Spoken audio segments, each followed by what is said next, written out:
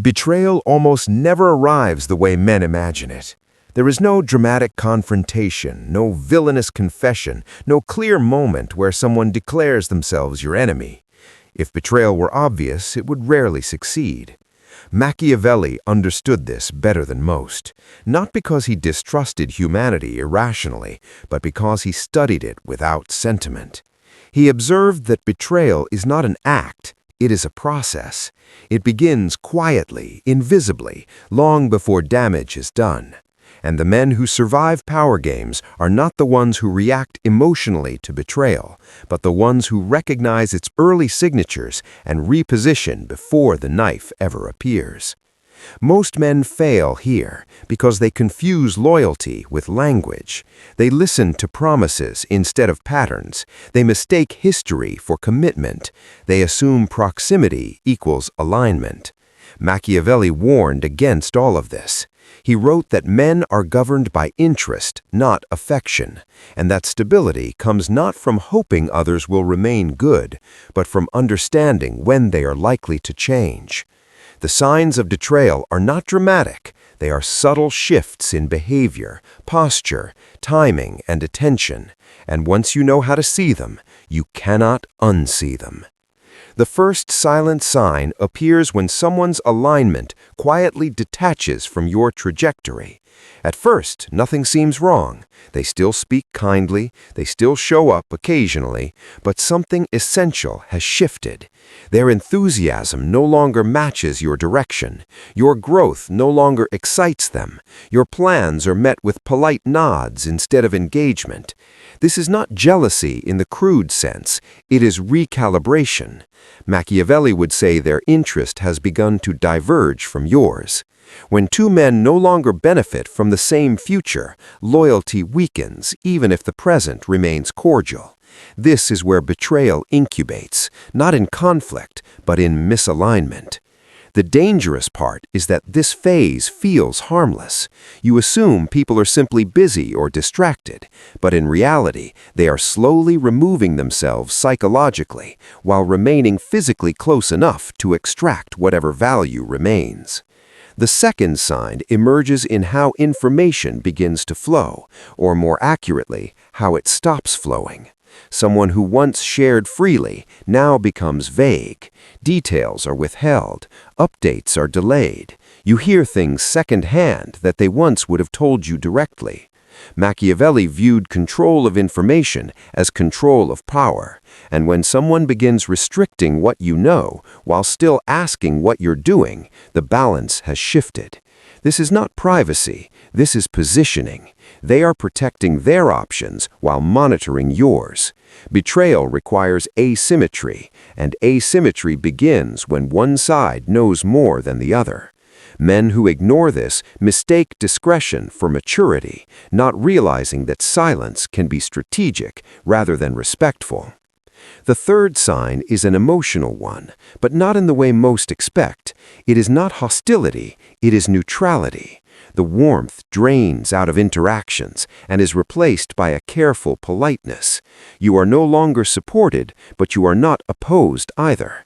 This is the most misunderstood phase because neutrality feels safe, it feels non-threatening, but Machiavelli warned that neutrality is rarely innocent. A man who refuses to take a position is often preserving flexibility. He wants to remain close enough to benefit if you succeed and distant enough to deny involvement if you fall.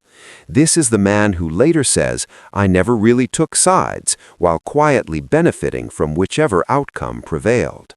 Betrayal often hides behind the mask of being above the drama. The fourth sign appears in timing. Loyal people are consistent under pressure. Opportunists are punctual only when it serves them. Watch when someone shows up. Watch when they disappear. Do they arrive early when success is visible and vanish when difficulty arises? Do they respond quickly when something benefits them and slowly when it requires effort or risk? Machiavelli would tell you that timing reveals priority, and priority reveals allegiance. Men betray not only by action, but by absence, and absence at the wrong moment tells you more than any speech ever could.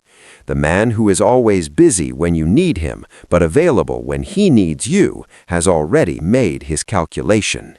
The fifth sign is subtle but decisive. They begin managing their reputation independently of yours. They distance themselves publicly while remaining cordial privately. They stop associating openly with you in spaces where association carries risk. They choose language carefully, never fully endorsing you, never fully opposing you.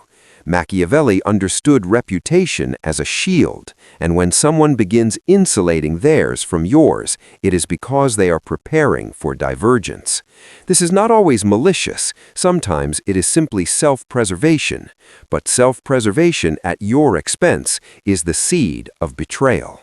When a man chooses safety over solidarity, he has already told you where he stands. The sixth sign is how they respond when you are challenged, not attacked, not destroyed, simply challenged. Do they clarify misunderstandings or let them linger? Do they correct false impressions or allow ambiguity to work in their favor? Silence in these moments is not neutrality, it is consent. Machiavelli wrote that a ruler's strength could be measured by those who defended him when it cost them something. The man who remains silent while your name is questioned is not loyal. He is waiting. He is watching which way the wind blows before deciding where to stand. Betrayal does not require aggression. Sometimes it only requires silence at the right moment. And the seventh and final sign is the most dangerous because it masquerades as concern. They study you more than they support you. They ask questions without offering solutions. They listen intently but never intervene. Their curiosity exceeds their commitment. Machiavelli would recognize this instantly. Information without allegiance is a weapon. A man who gathers your weaknesses without investing in your protection is not an ally. He is a strategist. And when the moment comes where your vulnerability can be exchanged for advantage, he will not hesitate. This is why Machiavellian thinkers share selectively. They do not confuse openness with strength. They understand that not everyone who listens deserves access. None of these signs alone guarantee betrayal. Machiavelli was not a fatalist. He did not believe all men were treacherous. He believed men were predictable. And predictability is not cynicism, it is intelligence. Betrayal becomes inevitable only when multiple signs converge and you refuse to adjust. The tragedy is not that betrayal exists. The tragedy is that most men sense it coming and still do nothing, hoping loyalty will reassert itself out of nostalgia or morality. Machiavelli would call this naivete disguised as virtue. The correct response to early betrayal signs is not confrontation. Confrontation accelerates exposure. It forces the other party to act before you are ready. The correct response is repositioning. You reduce access, you slow information flow, you remove dependency, you build redundancy, you stop placing your stability in hands that are clearly loosening their grip. This is not revenge, this is governance. A man who governs himself does not wait to be betrayed to act. He acts when the structure begins to fail. Powerful men are not paranoid, they are observant. They do not accuse, they adjust. They understand that loyalty is not a permanent state, but a condition maintained by alignment, mutual benefit, and shared risk. When those conditions dissolve, loyalty dissolves with them. Expecting otherwise is not noble, it is negligent. If this narration unsettled you, that is a sign of growth. Comfort comes from illusion. Awareness comes from friction. You are not meant to distrust everyone. You are meant to stop trusting blindly.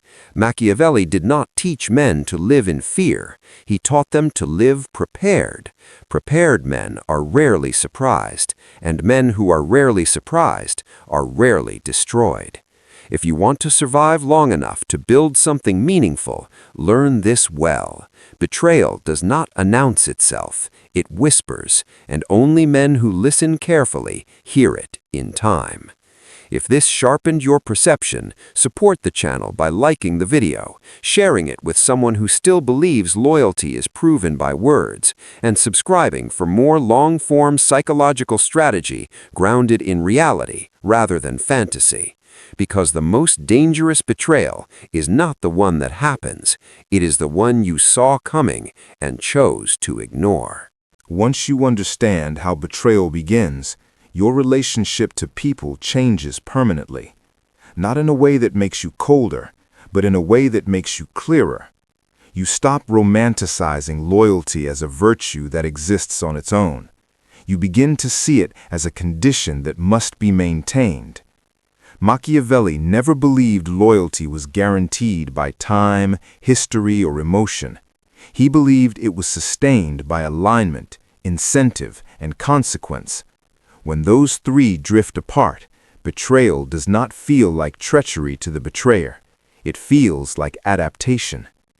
This is why the most dangerous betrayers rarely feel guilty. They do not see themselves as villains.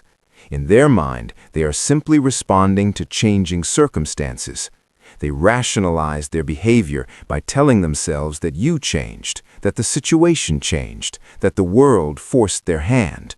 And in a sense, they are right. Circumstances did change. But what they will never admit is that they were already preparing for that change long before you noticed it. A Machiavellian mind does not waste energy moralizing this. It does not ask whether betrayal is right or wrong. It asks whether it is predictable. Because what is predictable can be managed, and what can be managed rarely becomes fatal. This is why powerful men do not build systems that rely on loyalty alone. They build systems that survive disloyalty. If you rely entirely on trust, you are fragile. If you rely entirely on fear, you are isolated. If you rely on structure, you are stable. Structure means redundancy. It means never allowing one person to become a single point of failure in your life, your work, or your reputation. It means diversifying access, influence, and dependency so that no individual can collapse your position by withdrawing support. Machiavelli observed that rulers who fell were rarely betrayed by strangers. They were undone by insiders who had been given too much access without sufficient balance. This is where most men hesitate, because they confuse structure with coldness. They fear that preparing for betrayal will somehow cause it. But preparation does not create betrayal, it reveals it. The moment you stop over-investing, stop oversharing, and stop depending emotionally on those who have shown early warning signs, the opportunists naturally drift away. They seek environments where their behavior goes unnoticed and unchallenged. And here is the paradox. When you become harder to exploit, you also become easier to respect. Men who are difficult to betray are not aggressive, they are composed. They do not threaten, they do not accuse, they simply make betrayal unprofitable. They remove incentives, they close loopholes, they reward consistency and distance themselves from ambiguity. Over time, this creates a reputation that speaks louder than confrontation ever could. People learn that access to you is conditional on behavior, not history. This is also why you must resist the urge to expose traitors prematurely. Exposure satisfies emotion, not strategy. Machiavelli warned that revealing your awareness too early only teaches others to conceal their intentions better. Silence, on the other hand, creates uncertainty. Uncertainty forces mistakes. When someone believes they are unseen, they reveal themselves. When they believe they are watched, they adapt. The skilled observer allows the reveal before the response. You will notice that once you adopt this posture, your circle changes. Fewer people feel entitled to your inner world. Fewer people test boundaries casually. The unserious drift away. The strategic remain cautious, and the genuinely loyal relax because they are not threatened by clarity. Loyalty that fears boundaries was never loyalty to begin with. At this stage, something important happens internally. You stop needing reassurance. You stop needing to be told who is with you. You assume nothing and observe everything. This is not suspicion. This is maturity. You learn to let behavior answer questions that words never could. And when betrayal does come, because it sometimes will, it no longer shocks you. It does not devastate you. It does not consume your attention. It confirms what you already knew. You respond without panic, without drama, and without explanation. That calm response is what truly separates powerful men from reactive ones. Betrayers expect emotion. They expect confrontation. They expect confusion. When they meet composure instead, they lose leverage. Machiavelli understood that men fear consequences more than judgment. A quiet removal of access is more instructive than any argument.